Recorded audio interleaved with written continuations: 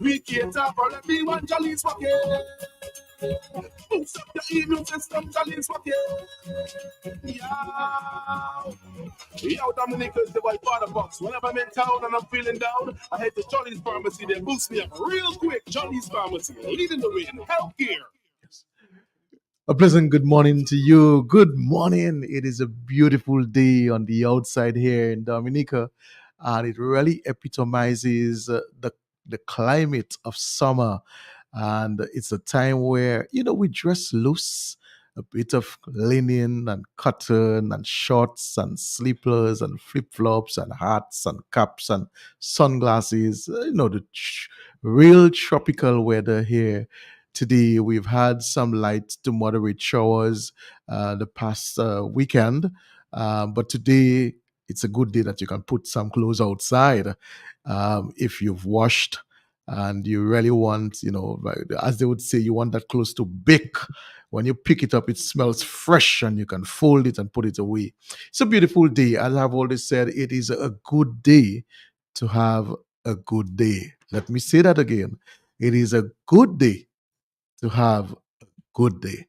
So today we are dubbing the day a good day. It is a good day. My co-host, good morning to you. Good morning to you, Mr. Lando, and good morning, of course, to our listeners on Q95 FM Radio. Carlton, you are bright and flowery this morning. Yes, that's the spirit I felt. As am I. So I guess we are twinning in terms of our spirits.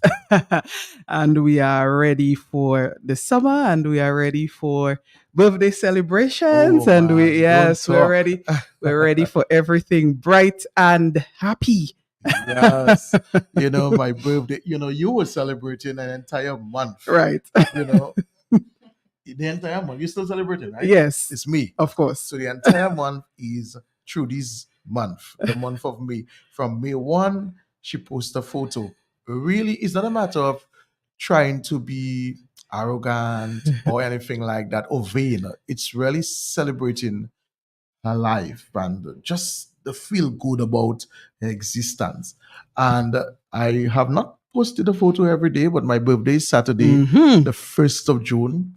And it's a very, very, very important birthday for me because yours truly is celebrating half a century. All right. I am going to be 50 and I'm feeling, should I say damn good? I'm feeling damn good. Getting into 50, looking the way that I am looking, feeling the way that I'm feeling. I have not been diagnosed with no chronic non-communicable disease. I have all my 32 teeth in my mouth. I have not altered no body parts. And so I am healthy. I am really great in spirit. And so I am just having the time of my life. Someone said to me yesterday, but Doc, you don't look that age at all. But anyway, would you have wanted to be 30 now? I said, hell no. I am loving my age right now. To be 30 now, with the way the world going, the speed the world going through there. Nah, I love the time I was born. I think it was I got a pinch of organic living, what it was like without luxury, and to appreciate even, the basic things of life and made it make you happy. So there were no gadgets, but just going to the river made you happy. Just go into the river with friends to fetch your water each day, to bring back and forth, making how many trips, and all of you going together and coming back together, and maybe even looking and see who is the strongest, who can carry the biggest bucket of water on your head, who can even maybe hold the bucket, have the bucket on your head without even utilizing your hands. And these were the fun things that we did that made us happy. And now happiness is all about commercialization and even materialism. So I am really happy that I was born in the early 70s, more specifically 1974, where practically many parts of Dominica still did not have electricity. we did not have flushing toilets, many of us. We had to relieve ourselves maybe sometimes at the seaside, by the bay, in the bush, and it didn't feel bad. It didn't feel bad in that time. Mm. And so now to tell a child that, they would look at you like in total shock. But when you look at where you came from, the organic way you were brought up, and you see how God has been good to you and what you've accomplished, you really collectively have to thank God. And even for the very difficult experiences, the trying experiences, I am even more grateful to those experiences, because these are the experiences that have matured me, made me resilient, if I should use that term, and made me a bit more, I would say, even emotionally intelligent as to how I process tough situations and how I address solutions to sort of meet the need of that problem. So it's a Mhm. mouthful journey, but I will Mhm. be celebrating in grand style. Mhm. I know you will be celebrating with me, Oh yes. and come with your dancing shoes, Mhm. come out to burst a sweat, you know. But we're Eh, going to have be. fun. Anyway, 50 is a big year. Carlton. I'm not asking for 50,000. I was wondering, yeah, Carlton. But anyway, Carlton, I know with what you've started with, you maybe encouraging our listeners to think of a different topic than what we have in mind for I today's know. show. I already see some people are trying to call in, but Carlton, I just want to wish you a happy in advance a happy birthday, and I know that our listeners, our constant listeners here on Health Vibes, will join me in expressing that sentiment. But listeners, it's on Saturday. Yeah? We just a little in That's it. advance Yeah. of the big 5-0 that Mr. Lando will be celebrating. But Carlton, I know you're reminiscing is prompting people I know. I realize that. to want to They can share. identify. I know. But we do have a very interesting show planned this morning. So I don't want them to get too ahead of I themselves. agree. I agree. We can always have a topic like that. Uh-huh. So it's very soon. Oh yes. So will we have a special guest in studio? So what we could do Take a truly break is and come maybe back with we our could, guest? right, we can do that. Yes. Yes, we can do that. Yes. Stay tuned, people. Woke up this morning feeling real stink. I had intentions to call it sick, but I end up in Jolly's pharmacy. And down in the street, at least fix up my immune system. Me feeling fit and strong now, I'm ready to work and take on any mission. If you see me again, Jolly's pharmacy is number one. Jolly's again. We cater for everyone. Jolly's again. Boost up your immune system. Jolly's again. Yeah. Yo, Dominic is the white water box. Whenever I'm in town and I'm feeling down, I head to Jolly's Pharmacy. They boost me up real quick. Jolly's Pharmacy, leading the way in healthcare. We are back with you. Of course, it is Health Vibes, and we always bring the most vibesy of topics here on a Wednesday morning on Health Vibes. If you've been listening to the show, you know that. And this morning is no different. This morning we are joined in studio by a very special guest, the guest who has been on Health Vibes before, but virtually. But this time she's actually in studio with us. She's been in studio with us before. I don't think so. In studio, but not with Health Vibes. But she's in studio with Health Vibes this morning. And of course, that's a big deal. So this morning, we welcome to studio Shoya Gay Grant Massicott, who is a clinical psychologist and who is very, very in tune and very always takes the lead in speaking about mental health and the importance of safeguarding our mental health. Shoya has many other hats that she wears, and she will possibly tell our listeners about those hats. So, besides clinical psychologist, the mommy hat, the wife hat, the other hats that she wears, the educator hat, which is an important one as well. But we just want to welcome Shoya to studio this morning. Good morning to you. Good morning to you Thank too. you for having me, guys. And it is Mental Health Awareness Month, the month of May, and it's also Lupus Awareness Month, Yes. which Shoya is also vocal about. So we have lots to talk about, but this morning we will be focusing primarily on mental health. And I'm sure that many of you may pick up an accent during the dialogue here this morning. And maybe some one of you may tell us, what country does that accent come from? But Shoya, we're really happy to have you with us this morning. Mental health, it is often defined as almost characterizing there is no health without mental health. One of the texts put it as all health begins with mental health.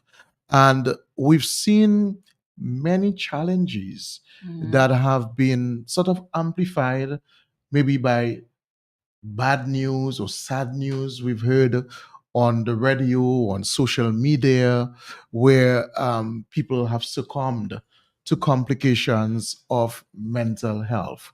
I was at a forum just late last year where I was supposed to be a presenter there, and Dr. Wallace was also a presenter too.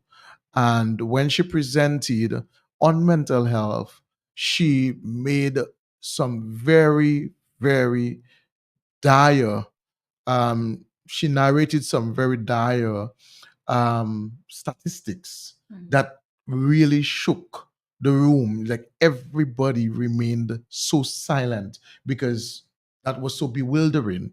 But she made the statement saying, in Dominica, currently, for every 7 days, which is 1 week, at least 5 people attempt suicide. And that was very shocking to me. I did not realize how serious the problem is. So we're happy to have you on because as a clinical psychologist that maybe not deal with the medical aspect of it in terms of medication, but you deal with the root cause, the genesis, what really makes somebody want to kill themselves. And how do we help somebody who has these suicidal ideations? So before we get to that, you answering that, in a nutshell though, tell us why mental health is so important. Why it's important. We go to the doctor to check our eye, we go to check our leg, we go to check our pressure or sugar.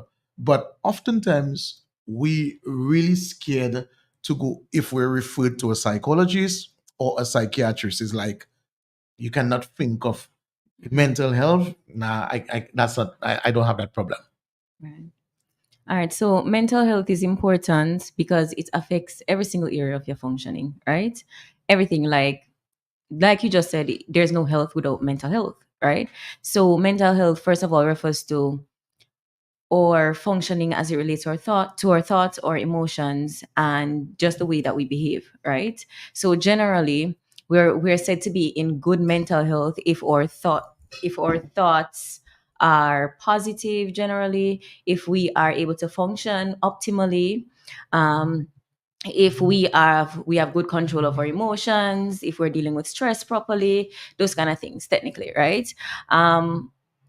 And we're said to not be in good mental health if we have deficits in those areas. So if our thoughts are affected, meaning that if we're not perceiving the world the same way like everybody else is perceiving it, if we're seeing and hearing things that nobody else is hearing, or if we are forgetting things, those kind of things, or we can't process certain things, then there's a cognitive issue, right? In terms of our emotions, if we can't handle our emotions or they're switching and they're all over the place or moving from different extremes, that's an issue as well. Or if we're not behaving the way that we're expected to behave at our age or in specific settings, then we can see obvious issues with mental health, all right? The thing is, mental health is on a spectrum. So you have the big things that everybody see, the guy in Roseau walking naked, eating out of the bin, and we know that he's crazy, quote unquote crazy, right? Or we see somebody not being able to get up out of bed, not being able to function, not being able to do those things, or they have real terrible anxiety, not being able to present or talk, and having panic attacks. Those things we see, obviously. The problem is that most mental health issues are not necessarily the huge big ones, right? Mhm. They're the little ones that we can deal with without being hospitalized, for example, right? So when we know that we can't concentrate properly because we're stressed over something, we can't sleep, right? Or it's not anxiety that gives you panic attack, but you don't like going out, you feel nervous, you feel like everybody judging you. That's social anxiety, but it can be debilitating, but we only see it when it gets debilitating.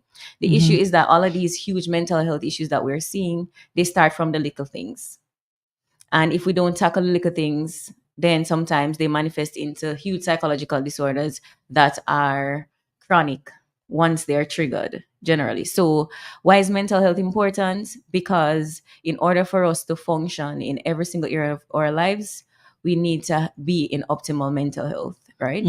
And mental health affects how we think, how we relate to other people. It affects our ability to be social, our ability in relationships, to have healthy and what's the word?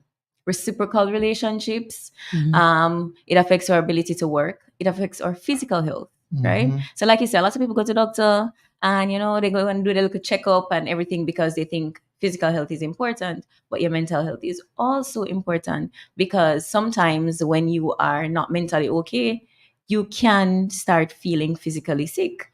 And when we are stressed out, our body releases chemicals that negatively affects all the systems in our bodies. And if we already have underlying conditions, it makes those conditions worse.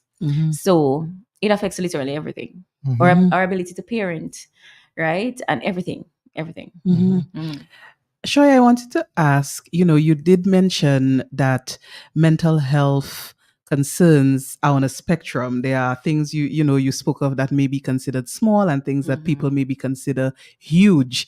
I wanted to know, just from your practice, of course, you are practicing clinical psychologist, you have your own business, you do therapy. What are you seeing locally? I know, of course, your practice extends beyond the local domain, but what are you seeing locally? What can we say about the local picture of mental health concerns that we're faced with? The first thing that jumps to my mind is childhood trauma, Okay. right? There's a lot of trauma, right? And again, a normalization of these traumas, so they don't seem like a big deal. But generally, we know developmentally that the things that happen to us in childhood have huge impacts in adulthood, right? And so I don't see children anymore. Because I'm doing online and it's not the best forum to see children, right? But even though I'm not seeing children anymore, I'm still dealing with childhood issues every single day, because adults come with issues, and almost every single adult who has issues, they're stemming from childhood stuff. And when I say trauma, I mean like child abuse in terms of emotional abuse, physical abuse. And we know the physical abuse go because we feel like we're supposed to give blows for everything, right? But physical abuse, sexual abuse, emotional abuse, what I'm seeing a lot more of is like the emotional abuse aspect, because we tend to ignore the emotional abuse because it's not as, you don't have the scars and the bruising and The all of outward outward signs. stuff, right? And it's easy to even question whether or not it exists because it's not something that is so like tangible. You understand? But emotional abuse and emotional neglect, like I've known, like a lot of people come because they become parents and they would have gone through things and they say, I am never ever going to do that to my children, right? And then He said that. and then they do it to their children. They're saying things to their children that were said to them. They're doing things and they don't intend to, but then it's a part of them because that's how they were grown and that's how they were cultured, and that's how what they learned, right? And so they come and they have to deal with these issues, and dig them up and sort through them so that they can be better parents, right? So I'm seeing a lot of trauma, I'm seeing a lot of anxiety, a lot of depression. Um, uh, there's also PTSD. What else? Jesus, there's emotional intelligence is down in the gutter. in the gutters, Okay. right? The emotional intelligence is rough because we don't teach our children how to express their emotions, how to talk about their emotions. So they become adults who don't know how to process their emotions and understand their emotions, which will tie that into suicide and stuff like that, right? But And violence too. and violence and the expression of violence and so on. So especially men, right? So you're talking about people who feel certain things, have no outlets, don't know how to express, don't know how to, and then they cope in maladaptive ways. So there's a wide range of emotions. I don't think the issues that I'm seeing in Dominica are any different from those that I'm seeing generally in the Caribbean. Okay. Right? But the normal work stress, these relationship stress or whatever. But I do think that those present day stressors are almost always hinged on childhood stuff. And those present day stressors are often like symptoms of things that happened earlier that were not dealt with and that need to be resolved, which is why we're having the issues or the dysfunctions in adulthood. In our society, though, it would seem that oftentimes when someone may seem to have an emotional childhood trauma, the first place that is often recommended is the church. Let's go to see pastor, or let's go to see father, so and so. You need prayers. And oftentimes we just censor it on the spiritual aspect, that prayers. And we've psychology has always been there, but for most of us in the Caribbean basin, particularly the small island states, it's now becoming more pronounced. So many of us, when we were growing up, there were no school counselor in my time when I went to high school. And so you just had to learn to deal with your situation. Um, and so, some way, somehow, society may have not looked at therapy as one of the best ways of dealing or ionizing some of these childhood traumas that many of us who were born in the 70s and even 60s and 50s experienced and did not get, because most of us got a lot of licks. And why did we get licks? Because we now recognize that's how our parents were socialized. In order to discipline a child, you have to give them licks, and they will learn. Who wouldn't hear will feel. And we grew up with that. And I remember my mother saying that to me because most likely it was said to her by her parents. Spare the rod, spoil the child. And it went on and went on and went on. When is therapy seeing a professional psychologist, psychiatrist, therapist, whatever, when a counselor, when is it necessary? When is it warranted? Because a lot of us, we do not see the essentials of these professionals. Okay. I'm going to give a very biased opinion, right? Therapy is always warranted. It's not a situation of, okay, is that case a therapy case, right? The thing is, because of how we are in the Caribbean, you don't know what is a therapy case and what is not, right? And so like everybody should go to therapy just like everybody goes to the doctor, right? So we can feel totally okay, and then you go to the doctor and you find out that there's something wrong, right? like And you that. need to address it. So there are some people who come and they come because they want me to tell them that everything is okay, they're fine, right? But the truth of the matter is we don't have a lot of psychoeducation or sensitization on psychological issues and trauma and those kind of things. So a lot of the things that we think are normal or just a part of our culture are actually unhealthy, right? And so when do we need to come to therapy? First of all, everybody needs to have some professional to help them navigate through stress and to deal with their mental health and to find out what is going on underneath the surface. We're talking about people who were born in the 60s and the 70s and so on. We have people had their whole never unpacking their whole lifetime of trauma, thinking that they're okay and that they're doing the best that they can do. Yes, they're doing the best that they can do, but there is still a lot that can be improved upon if we are open to learning and unlearning and fixing and revisiting and looking within ourselves. Some of us don't even know how to introspect, don't even know how to analyze what's going on with us. We just know we vex. We don't even know why we vex, right? Mhm. We're in relationships. We don't even know how we feel, how to express how we feel, how to be vulnerable, how to this, how to that. So I think that therapy is for everybody. I don't think everybody can access therapy because it does come at a cost, and our society generally doesn't prioritize mental health as something that should be accessible to everybody. What I mean is that, like, we don't have workplaces and organizations and government agencies that decide that, okay, we're offering this because it's as important. You can just go to the hospital if you have a need. You know what I mean? Can you just go and seek mental health, professional mental health help? It's very hard to find, really. Because one, there's not a lot of us, right? And two, again, we have stigma and we have all of those kind of things, and I don't think it's one of the things that has been prioritized generally. So for example, just to talk about the suicide thing a little bit, right? On a national level, which is something that I think that we need to tackle. If somebody is having a heart attack, right?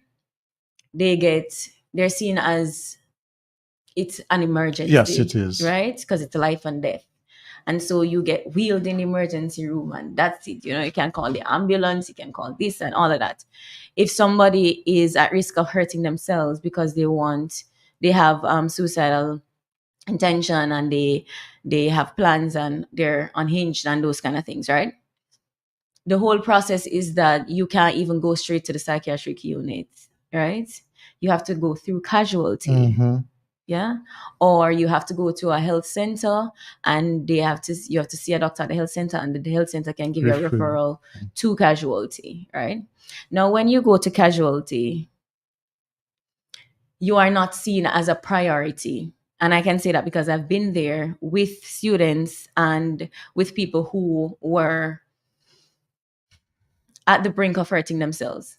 After sitting down there 7 hours, nobody don't pay no attention to them because other people coming in and they're rushing in and they have other emergencies.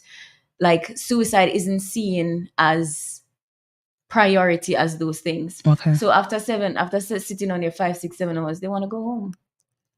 Or when you finally see them, they say they changed their mind. But they haven't changed their mind. But if this is the kind of service that I'm getting, if I have to sit down so long for somebody to pay attention to me, I don't want to stay. So they change their mind and they go home. Right? So, like, structurally, nationally, health-wise, there isn't much focus on mental health anyway for it to be filtered down into our society, right? There isn't. Not all schools have a counselor, right? Not all organizations have a psychologist. Not all, so it is a problem that is just bigger than somebody being able to access mental health because it's not seen as something that is normalized generally. And the structure is not in place to facilitate the ease of access. We've had discussions before, but insurance, that is something that you didn't mention, but insurance covering access to therapy regularly, and that also is prohibitive because there has been some updates, some change in that. Okay. That, right? So, okay. I'm registered with Nagico and Sagicor, right? Okay. And so my people who see me can claim, right? With those two. Okay. However, they have to be referred to me by a psychiatrist. By a doctor. Right? Okay. So it means then, remember we talk about the little things that lead to the big things?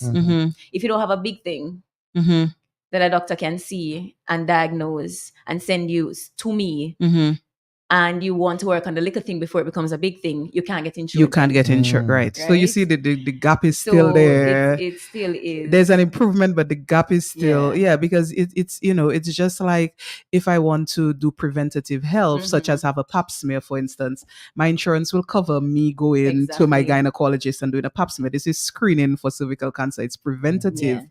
But if I want to have if I want to have a therapy session, my insurance will say, no, you need to have been to a doctor for some, right. Which means then that you probably have to go sit down however long at a doctor's office, go and see a doctor, may the doctor see you, determine if you should see a psychologist, right? And then give you the referral to see a psychologist for you to have access to that kind of service. Yeah, so the process is still, still needs some attention. Laborious. Yes. But I wanted to follow up with Carlton's question before he asked another one, because he asked, when is therapy? When should somebody see a therapist? Or a psychologist, psychiatrist?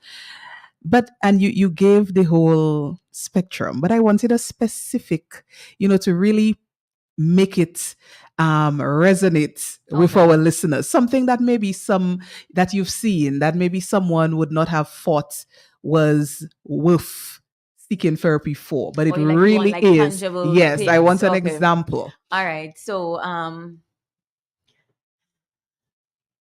generally, mental health is very similar to like physical health. Well, you have the little flu, you can deal with the little flu. But then if you have like a heart problem, you probably need to go to the doctor, right? So there are other there are issues like that. So for the big thing is it's affecting your functioning. Okay. Right? When you're realizing that you are not doing well in your relationships, right? And when I say relationships, like you have anger problems, you have trust issues, right? You can't communicate properly, all of those kind of things, or you don't know how to be vulnerable, you don't want to be, them kind of things, then we're having issues with relationships, right? If you're talking about parenting, if you realize you're angry, you're having outbursts on your children, or you don't understand them, you don't understand how they are acting, you don't understand how they are responding to you, those kind of things. If you are realizing again that you're doing things that you didn't like as a child to your children, that might be something as well. If we're talking about working and you're not being able to concentrate at work, you're probably burnt out at work, right? You're probably overwhelmed generally with life. You are feeling sad all the time, right? You can't make a good decision. You're indecisive. You're feeling insecure. What else? What am I missing out? Oh my gosh. You're having a lot of sleep problems. You're having sleep problems, eating problems. Something has changed, right? Your family issues, right? Family issues, and you realize consistently, just crying. Just crying, or you realize that every time you've been around certain people, you have these feelings and you want to change the way you feel, or you don't know why you're staying in this relationship, even though you know it's not healthy, but you can't leave the relationship, those kind of things. You don't understand yourself. You don't know, you can't find, who am I? If I sit down and I analyze, what do I want to do? If you feel stuck, those kind of things. So it's general stuff as well as the huge things. If you realize you're not able to get up out of bed, you can't function around people, you get so anxious, right? Or if something bad happened to you, got robbed, or there was sexual abuse, and then every time you hear something or you see something, you feel like your heart beating fast and you can't function, those general things. Generally, right? Friendship problem, any kind of problem, right? So it's a whole general. So it's quite broad. Yes. So it really encapsulates the statement that you made, saying therapy is always needed. And I am thankful, both Trudy and I, we've shared this openly, that we both have, from time to time, we have our psychologists that we talk to. And it's not a matter that we are weak, because a lot of times people equate seeking therapy means that you're weak, and you don't want someone to know that you're vulnerable, or you may be perceived as weak, and so you deal with matters on your own. You're telling yourself, I can deal with this on my own, even if it's humongous, it's enormous, it's huge. You still tell yourself you can deal with it, and oftentimes we get into a deep abyss that sometimes you cannot get back up, and that's where the suicides become Yes. successful at times.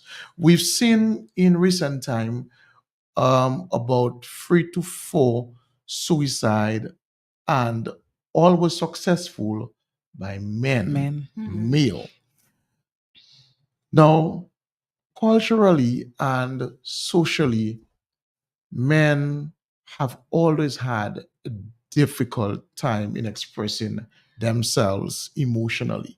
Mhm. Even for me, sometimes I find it embarrassing for me to cry about something, even if I know I Cry, needed to Carlton. cry. Cry. But when I'm done, I say, "But I'm to me, boy, why cry about that?" Mm. Because innately, it almost feels that you were weak or you were vulnerable. Mhm. You were not man enough.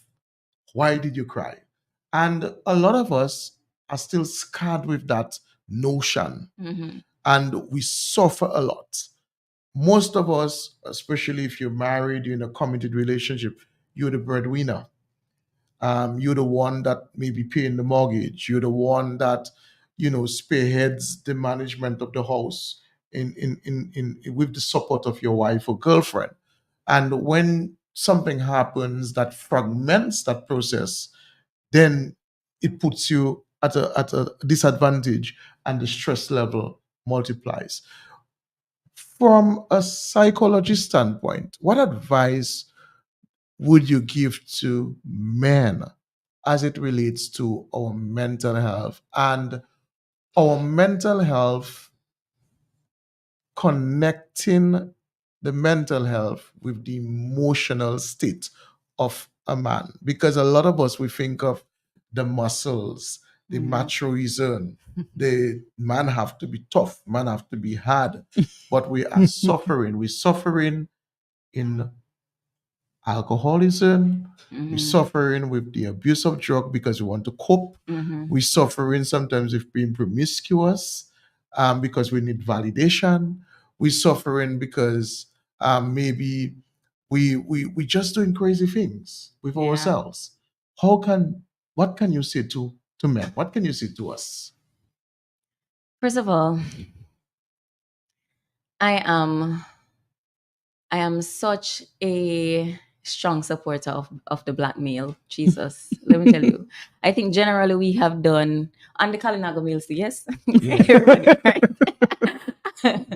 Males generally, right? But we have done in terms of societally and socially and culturally, we've done our boys and our men such disservice in how we raise them, which is going back to how, like what I said earlier about things being normalized that are unhealthy. What can I say about men? What do I say to them? What do I say about men?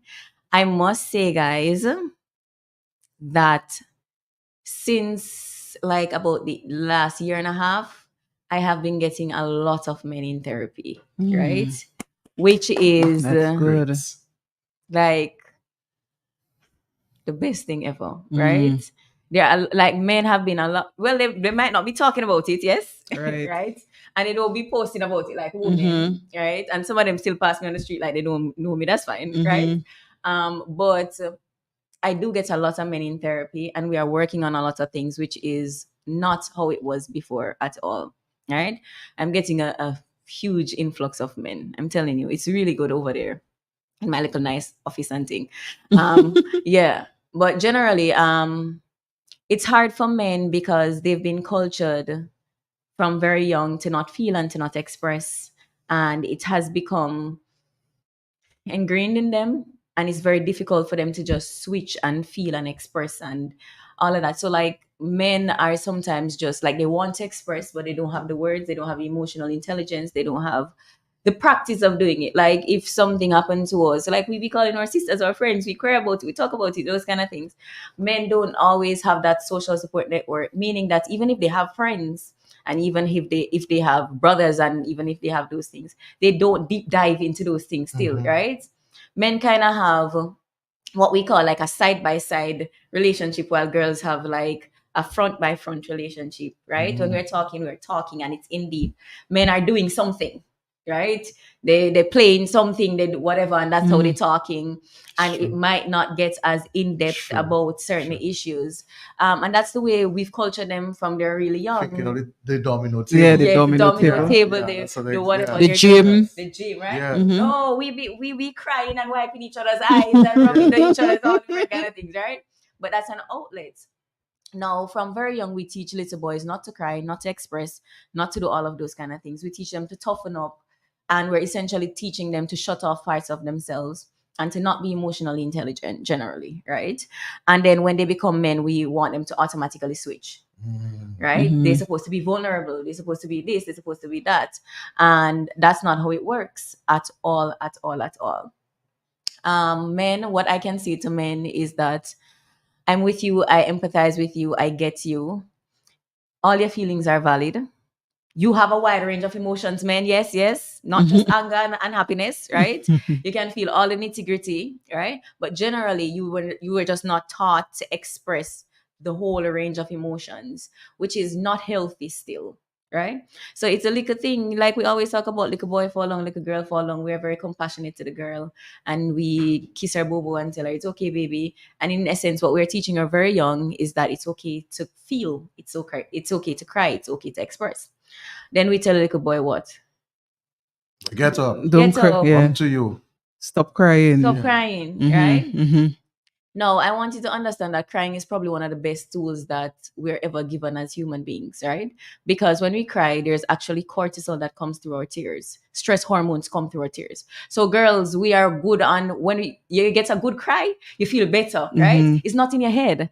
Your body literally releases so much of stress hormones through your tears. Now we've taken that from men and we've made them internalize that.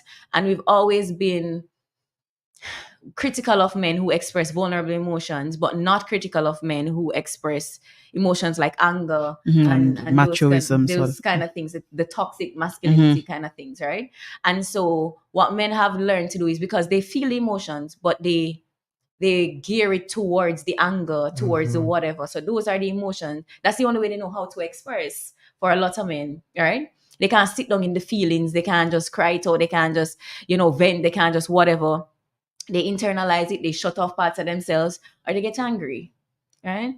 And that bottled up inside is a recipe for disaster, generally, right?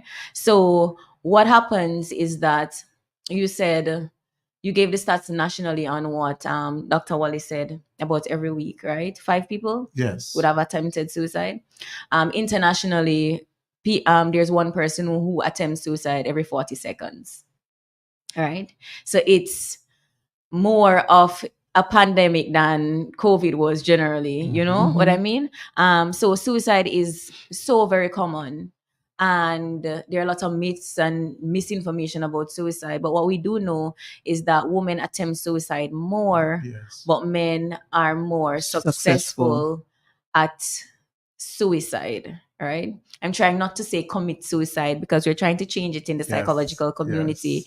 Because when we say commit suicide, it's almost as if they did something which is kind of like they literally like hurt themselves, but we don't understand that people who actually get to the stage of suicide are not well. That's true. Right?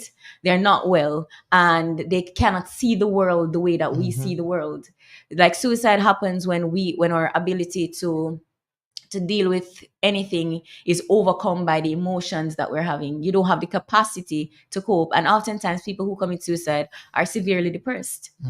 And depression is not something that is just airy-fairy. It actually is something that is very physiological. Your brain not releasing serotonin, you're not perceiving the world the same way. And when we talk to people who have attempted suicide and have survived, they would have told you that I wasn't seeing some of the things that I'm seeing now. Like I wasn't able to process the world that way. Like your brain, if you're thinking of somebody having a brain tumor and it's affecting a part of their brain and it caused them to hurt themselves, we have a much more compassion. Yes. But it's the same thing. There's a part of your brain that's affected, the part that makes us happy and motivated, and our brain's ability to produce serotonin and those hormones that motivate us and makes us feel good, they're not there. So you don't perceive the world. So you literally are sick and at the stage where Imagine you're holding on to a rope and you're holding on and it's like a tug of war and you're holding on as tight as you can and you're holding on and the other end is stress. You understand? Mhm. Suicide happens when the person decides to just let go because it's just too much. All right. And until we start seeing suicide as an issue, then it's going to continue because we tend to think that people who have suicide are selfish. They what else to say about people who commit suicide? They're weak. They're weak. Uh-huh. Mhm. They're this, they're that. Yeah. We don't see them as people that need Yeah. help, right? Or sometimes didn't have faith. didn't have Mhm. enough faith, Mhm. right? And all of those things. We don't see them as people who have diseases, people who have illnesses, people who are overcome by stress and didn't have the capacity to think about the world the way that we can think about the world. Somebody's like, well, why did he do that to himself? Didn't he think of his children? Didn't he think of this, all of that? He was probably thinking of his children, but his thought patterns were warped. So he's thinking that probably life is better off without him. They will be better off without him, Mhm. right? Those kind of things. So they're not able to see the world in that way. We need to, when people are suicidal, we tend to think that they're seeking attention, they're just, or we don't talk about suicide because we say, when you talk about suicide, you make people want to commit more Yes, suicide yes, and them yes. kind of things, right? When the truth of the matter is most people who commit suicide would have talked about suicide before, and talking about suicide makes people feel like they're not alone, and it gives people an outlet and gives people access to help generally. So Mhm. suicide is a very complex issue that I think that we don't understand, but the reason we're having more men than women being successful at suicide is because, one, the type of measures that they use, right? Women are more likely to use Pills. measures that would less likely lead to death, Mhm. right? Mhm. Like cutting, like pills, like Mhm. those kind of things. Mental It's health. almost like, because men, when men get to the point of suicide, oftentimes it's when everything gets so overwhelming that Mhm. they're not able to even think of life outside of it. So they're doing something that ensures that they're going to die. So they're going to shoot themselves in the head. They're going to jump off a building headway. They're going to do those kind of things that will more than likely ensure that they die. That is why we have higher rates in men than women. But the issue is that men are given less tools and strategies to cope and understand their emotions. So when they have stressors, they have no outlet, they have no tools, they have nothing. And when the drugs stop working, and when the shutting it off stop working, and the compartmentalizing and the anger and everything doesn't work anymore, they're left with nothing, Mhm. really. I wanted to, Mhm. because it's an area of great interest to me, and I've made it public that I am a huge advocate for mental health, having experienced depression in my life. Mhm. And I always said that it is one of the abstract pains that is maybe more painful than actual physical pain. Because I remembered when I went through my episode many years ago, I remember saying to my mother one day that I felt like 4 buildings, huge buildings, were sitting on my brain, and they were just drowning me.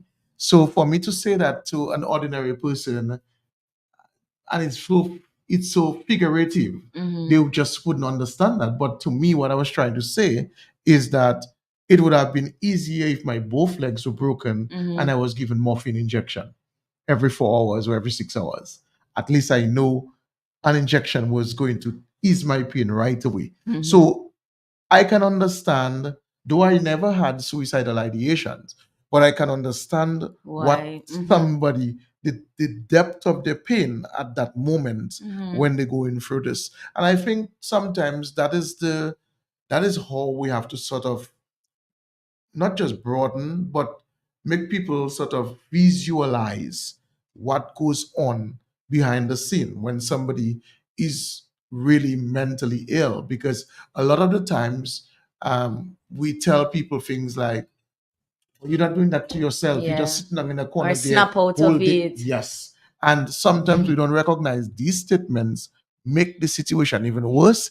It imprisons the person that they just do not want to tell Yeah. anybody anything. And let me deal with my nonsense, because let me deal with what I'm dealing with, because here it is, you're so insensitive. You're telling me, snap out of it, or you're just in a corner, I telling you, let's go and do something, and you don't want to go, well, stay in your business. Almost like you are making yourself depressed. Right.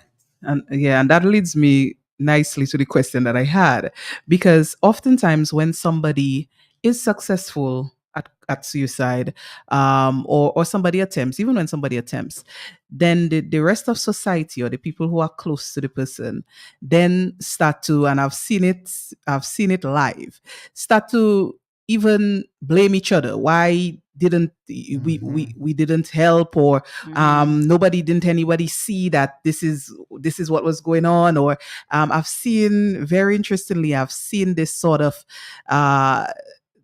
outcome directly after the news of a suicide.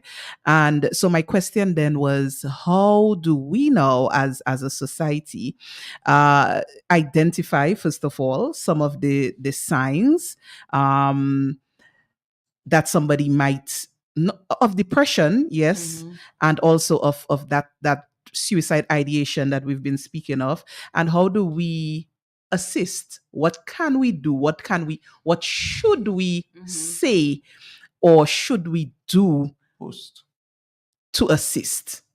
Okay, that question is a little heavy one, because it's multi-layered, right? Yeah, sure. In terms of suicide, there sometimes are signs, there's sometimes no signs. No signs, right? okay. So if you're looking at the signs of depression, you might see, well, first of all, Lord Jesus, first of all, generationally, culturally, our depression doesn't look the same way like white people depression, right? So a lot of Black people or Caribbean people, because of how we were raised and because of our history, because of, you asked me once, like at the beginning, what are some of the issues? Transgenerational trauma, where it's moving from one generation to the next, right? And we see this where, oh Lord, back in the plantation, we couldn't be depressed. If you're sad, you still have to get up and work. You still have to do what you have to do, right? And we've passed on those things to now, when even if we're depressed, you still have to get up and work. You still have to get up and do your thing. So in terms of the DSM-5-TR, which is what we use to diagnose depression, a big part of it says that the person needs to not be able to function, not be able to do the things that they need to do, not be able to whatever, right? But that doesn't look like depression in the Black community, in the Caribbean community. Depression can look like somebody going to work and taking care of their family and looking happy and doing all of that. And then they do all of that. And then when they're by themselves, they crash and burn, right?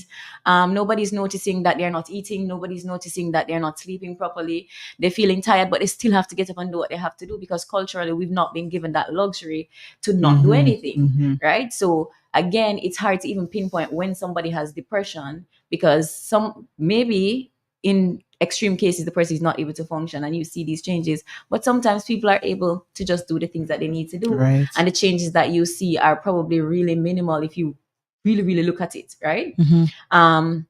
Again, because of our culture. So we push through, we do our thing. So what we have is high functioning depression, where you are depressed, but you're functioning. And so what we have now is people saying, what? I see her at work, she was happy. I never knew that would happen. Or I see him at work, he was doing this, and you push through, you do your thing. So on that end, we might not even be able to see depression much. As it relates to suicide, there are some telltale signs where people, first of all, people talk about it. A lot of us think that people don't talk about suicide. Most people who hurt themselves at least speak about it to one person. So they talk about it. The problem with our 2024 generation is that they joke about suicide. Like young people joke about suicide so much that like the term suicide has almost lost its potency. Like a student asked me to do, Miss, I forgot to do the test, and can I do the test? And I said, no, I left the test up for how many days? You cannot do the test. Miss, I'm going to kill myself. Right? And I'm like, I'm a psychologist. You can't say that to me, right? Because now I have to assess you and all them kind of things. It's like, no, miss, I'm not killing myself. This is just a joke. It's a term, right? It's just a thing, right? Or I'm going to unalive myself. I'm going to whatever. So like they say these terms so casually that you don't even know if it's humor hiding something that is already like really manifesting there, right? But most people talk about suicide, at least to one person, so they will say it. If they don't say it, you can see like the sadness, or they're getting withdrawn, or they start giving away the things, or they start saying goodbye in certain ways. I love you, I care about you. The off message, just out of the blue, you mean the world to me, and if anything happened, just them kind of things, or just expressing love and those kind of things, which we might just say, oh, thank you, I love you too, da, da, da, da, but they're just expressing their last, what they feel like is their thing. Or the opposite, they might be happy and say, okay, if this is the last day I'm going to live, I'm going to just be happy and jovial and be exciting and be whatever, all them kind of things. So like it's really hard to pinpoint when somebody is going to hurt themselves. It's the people that's closest to them though that will see these changes. Especially if people live with them, or like best friends, close friends, you can see some change in them. But sometimes it's probably really hard to tell because people are so diverse. And we do know now people have access to the internet, so they can go research different things and find different ways and all of those kind of things, which makes it harder to even identify. Back in the day, you can know if somebody buying grandma's own, or they buy like a rope, like a thing. But now, there are these dark web stuff that they can research and find that they can access without you even knowing. So it's very hard to tell sometimes, but sometimes it's quite clear as well if we know how to identify the signs. We've seen, okay, we have a caller. Let me just give the numbers: 449-3095, 449-3096, 449-3097, 616-4257. Let's take this caller. Good morning to you, caller. Yes, good morning. I'm enjoying your radio program. Thank you. It was mental health, and I wanted to ask something. This is Daryl from Meridam. Yes, sir. And I wanted to ask about this this situation with LGBTQ people in our community and the mental health status.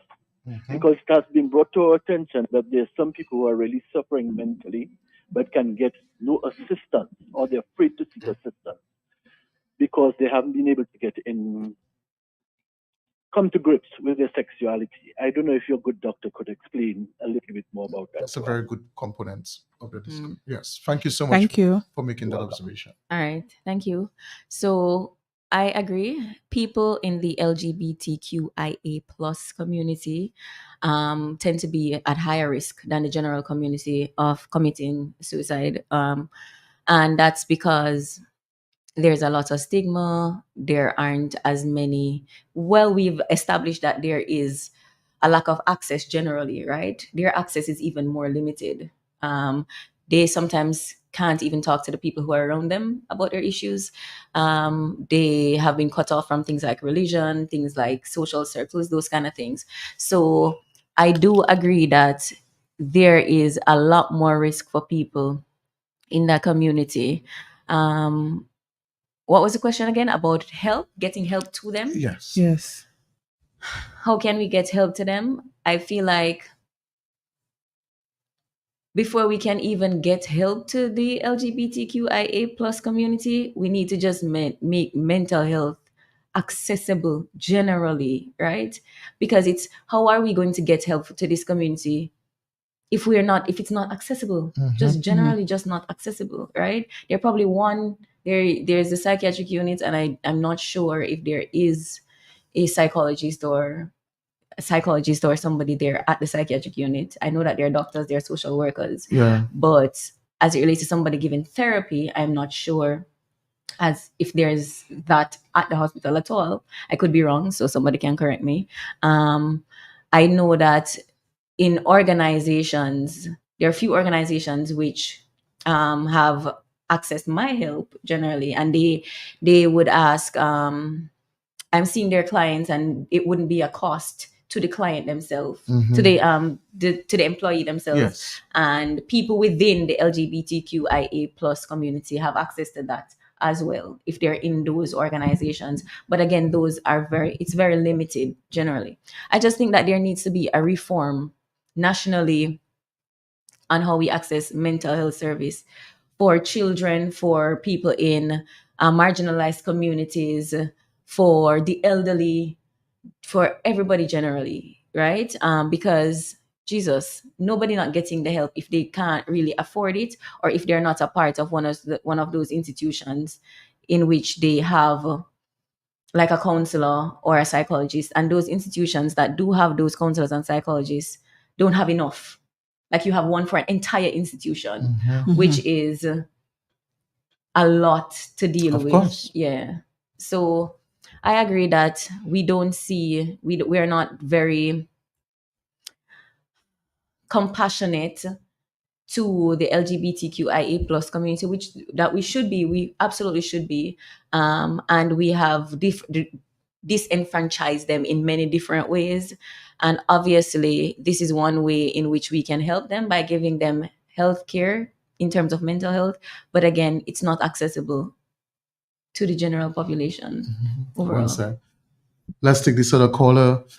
Good morning to you, caller. Thanks for calling. Good morning, Mr. Rando. Good morning to you, sir. Good morning. How are you? I'm fine. I'm listening patiently. Good morning to your guests. Hi, good morning. Okay. Miss, I'm a past teacher, retired teacher.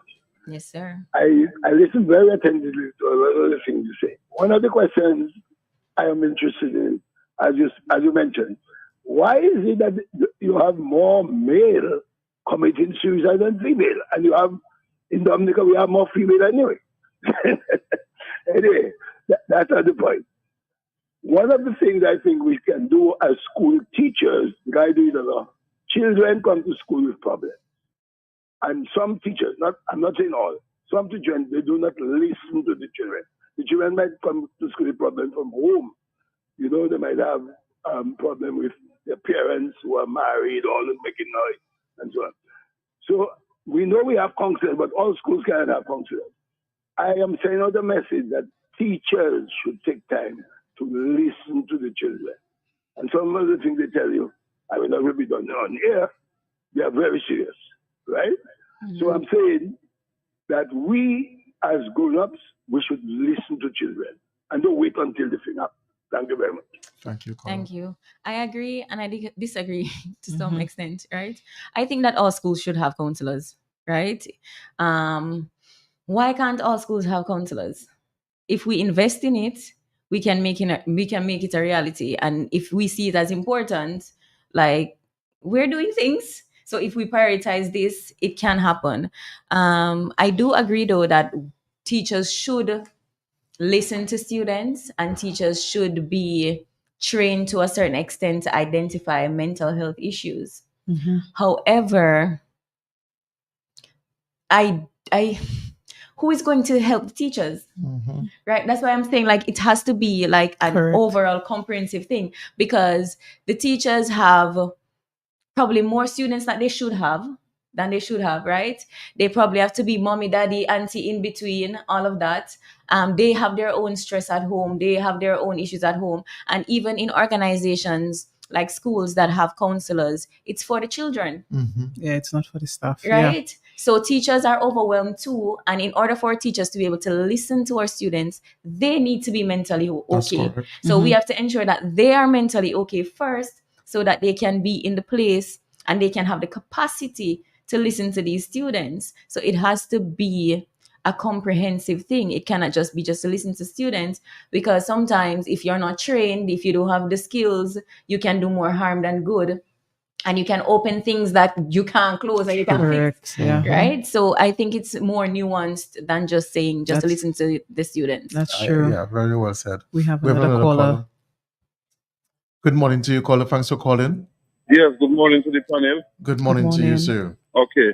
Yeah, something I suggest to myself, and I don't know whether it's, before somebody goes up for leadership of a country, they should do some psychological evaluation on that person first. Because, for example, that person may grow up in a broken family. That person may grow up without a father, without a mother. And that keeps affecting that individual as that person grows up. No, that person may never touch $1,000 yet in their life. And seeing that when you control a country, you're touching millions, billions of dollars, that's all that can go to the head. Now, sometimes we find ourselves, how comes that person reacting that way towards the populace? But not realizing that that person have a loose screw in their head because of what they have been through, or by seeing so much riches in their eyes, and it carries them away, right? I find before they go up for power, and while they are there, every year they should be doing an evaluation on them to make sure that they're okay, they're fit to run the country. Because running a country is not a home. You're running thousands of people's lives, and you're controlling millions and billions of dollars of a nation.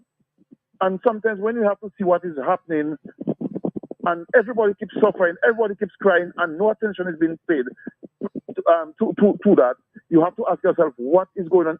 Is that person right in their head, or is that person mad? Is that person something? Is there demons in that person? You have to ask yourself. So what I'm saying is that there should be some evaluation on that person at least once a year, and before they enter into power, for us to know what if there's anything wrong with that person. Thank you very much. Thank you, All caller. right. I would want to comment on that too, but I see we have another caller. Let's hear this caller first, and then good morning to you, caller. Thanks for calling. Hello, good morning, Carlton, and Doc. Good morning I to know you. three doctors are in the house. My name is Eustace Marshall again.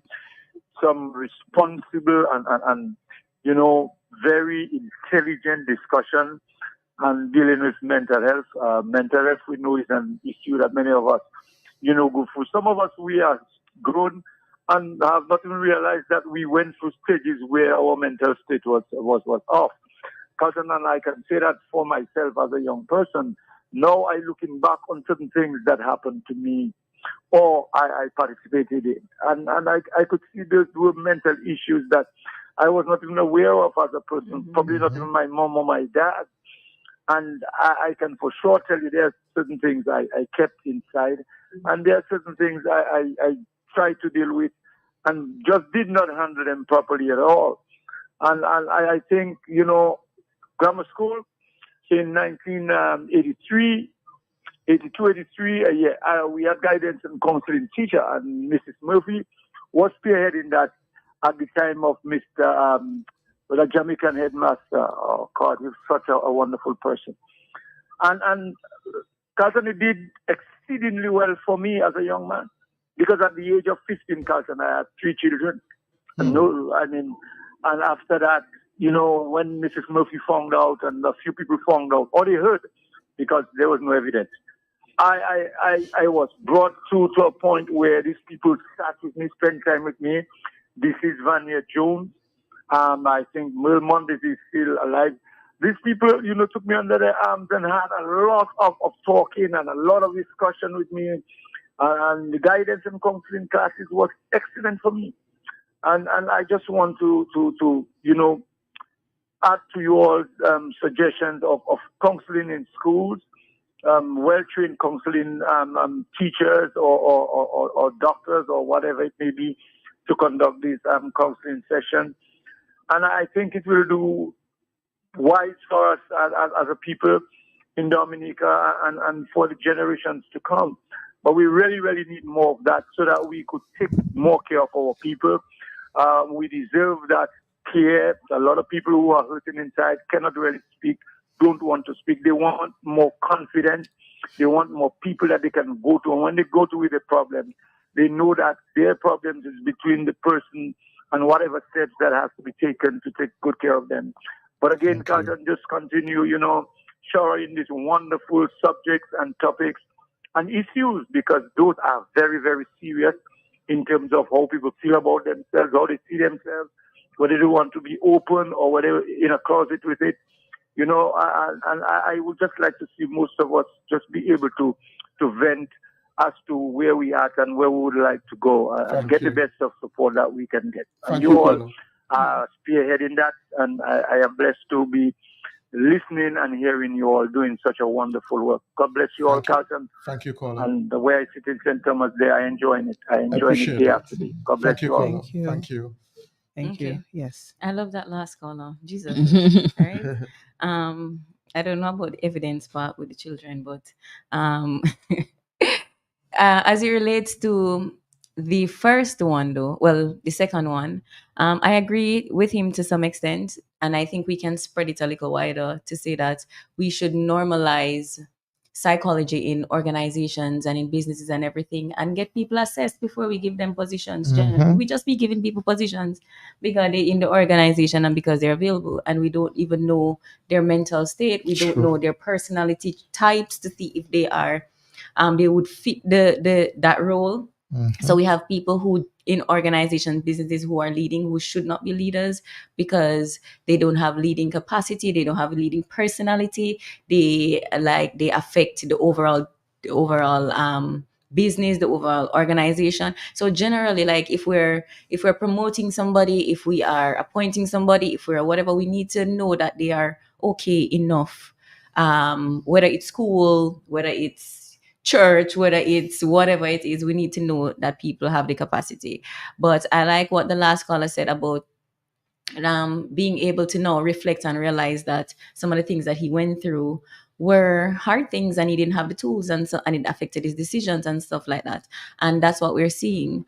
But what we want is not to wait until we are older and looking back. We want to be able to address those issues possibly now or even before they start with our children, like if we can work on ourselves, then we will have a generation with less issues to recover from, like we've had to recover from.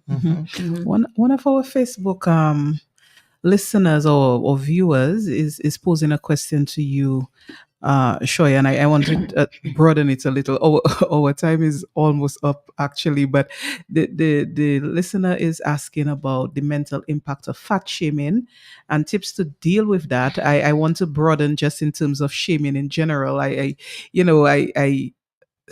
heard in some of the previous call or a previous call, some terms that might be considered to be shaming, people that maybe have mental health concerns. So just the whole aspect of shaming, I guess, name calling, the mental impact that can have. That is the question.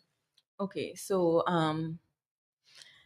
shaming, name calling, all of those generally, like, oh Jesus, we're in the Caribbean and it's like almost like a thing, the bullying, the little thing when you're going to school. If the child have something wrong with his head, they have a nickname for it. If he has something wrong with his foot, there's a nickname for it, right? So there's this culture where we think it's almost normal to shame people based on deficits that they have, right? And the first thing we call people when they have to get help, as it relates to mental health, is that they're mad, they're crazy, those kind of things. Those are shameful things as well. Like, can we not use those terms, Jenna? Just not use it at all. It's bullying. It is emotional abuse. Like I always say, people's names are people's names, man. True. Just call them by the names. That is why their parents put that on the birth certificate, right? You calling somebody hand, foot, something, like you call him all the kind of things. And I thought it was Jamaican, but in the Caribbean, I realized it's Caribbean, right? As it relates to fat shaming generally, specifically, I should say. Oh gosh, I feel like I'm so passionate about this one. Fat shaming is a thing. And that's when we make people feel bad because of their weight, right? And it is a cultural thing. And it's one of the things that we desperately need to change in our society because it causes a lot of emotional and psychological scars. First of all, when somebody is overweight, they know that they're overweight. They don't need people to tell them that they're overweight. If you gain a little pound, you can realize it because you try to put up the pants and the pants not going up. You know what I mean? The first thing you see somebody, you haven't seen them in 2 years. Oh, Trudy, are you looking so fat? Why are you looking so this, right? Like, you don't know what somebody's going through generally. So let us just not comment on people's weight, whether they're fat or they're skinny or whatever it is. There's so many things that we can say about people. Like, I didn't see you in 2 years. Are you okay? Like you getting so big, you fat and round, or you lose weight, you're sick, man. Something happened to you. You don't even know if the person has been trying to lose weight. You don't know if the person has some kind of illness that's affecting their weight. You don't know if they're struggling. You don't know if they're trying to diet and they've lost 2 pounds and they're excited about it. And then you come and tell them they big and fat, right, and burst the bubble, like you don't know. But fat shaming is a thing. We feel like in the Caribbean, it's our duty to comment on people's weight when nobody asks us anything, and it's something that we really need to change. Desperately need to change. So my thought process is every time somebody does it, I call them out, because I feel like if I continue to do that, and then Trudy continues to do that, and then Carlton continues to do that, then we'll have more people who continue to do that, and then people will eventually stop. Like, so why are you saying that? Like, hi, is that the first thing you're going to say about me? Can you not say that, please? It's a boundary. It's something that it's not nice. I don't want to be spoken to like this. And if that is what you're going to say to me, I would rather you not call to me, because you don't know where somebody is at. Just be kind. Like, you can see somebody and they can be seeming to be okay, and they're like at the brink of hurting True. themselves, and you go and you say something negative and just push them over the edge. You don't know what's underneath the surface. So you have to be sensitive and you have to be kind. And I'm going to say this in the most respectful way. And you just have to mind your own business. That Yes? too. Yes. That too, yeah, and it's so normalized. If you think of nicknames that many people Fatty. carry around, yes, they are, bordering on derogatory things. Is fat boy this or Yeah. that, so the nicknames themselves that we have assigned to people, and people have, walked around with them for their whole life, or shorty, or things sometimes about people's height or their size, just about their physical appearance, and these are things people are carrying around just permanently. Because if you really look at it, you're born deaf and dumb, and you normally call Mumu. Mumu, Yeah. right? People Yeah. just So call yeah, him you Mumu, and using like, some sort of derogatory terms. Yeah. Or your skin color, Yeah. like Yes. blacky, Blacky. and them kind of things. Yeah, so I like that. But we are really out of time. I know we have something to do quickly. We're still in time. But I must say, you were awesome. I like the way that you conveyed the information. It was really, really as natural as possible. And I do hope that our listeners really took the time and listened. We want you to give your contact. Say, for example, somebody wants to make an appointment with you. They may be seeking help for somebody else that they do know that may be struggling, and they need to get that intervention. And as you've said, all of us need therapy at some point in our life. And it's important for us to have that mental evaluation. So we're going to give you the opportunity, psychologists, to give your number, your contact. I will take that number down because they will always find a way to call me and And ask me. ask you, what is Carlton. it? Yes. All right, guys. So I have a private practice, and it's online. I'm not seeing anybody in person, and I'm only seeing adults. And it's called Be Kind to Your Mind. You can just send me a WhatsApp at 316-4095. So 316-4095, and I'll give you all the information that you need to start. So again, it's only online. I'm not seeing adults, and it is not free. You're not seeing children. Sorry, No, I'm not not seeing seeing children. children. Sorry, I'm not seeing children, and it is not free. Okay. All right. Yes. Right. Good disclaimer there. That's it. Yes. So Trudy, you want to Yes, give away yes, I something? do. So on Saturday, the 1st of June, Carlton's birthday, the big day, it is Baby World 3rd edition. Jollies, of course, is a partner in this one-day symposium, Baby World, and it is meant to be really an educational symposium for anybody who has any sort of contact with children. So it could be a mother, it could be an aunt, it could be caretakers, anybody. This symposium is meant to really help with, dealing with children in general. So I know both Shoya has presented. I don't know if you're on this year. I am. Okay, all right, wow. So I didn't even know the list of presenters. I know Carlton has also been on. This is the 3rd edition, and I asked for people to nominate a young woman. I specifically asked for a young woman who would benefit from going to this one-day symposium, Baby World, on Saturday, the 1st of June. And I have 15 nominees, and live here on Health Vibes, I'm going to ask for Carlton. I will ask you, I'll give you the privilege of selecting a number from 1 to 15 that will then tell me who is the winner of the free ticket to Baby World on Saturday. So Carlton, Yes. you're up. And I must state that I have not seen the name. I've Yes. not looked at the list at all. Right. And I am going to choose an odd number. Okay. And I'm going to choose the number 11. Number 11. So Carlton has selected number 11.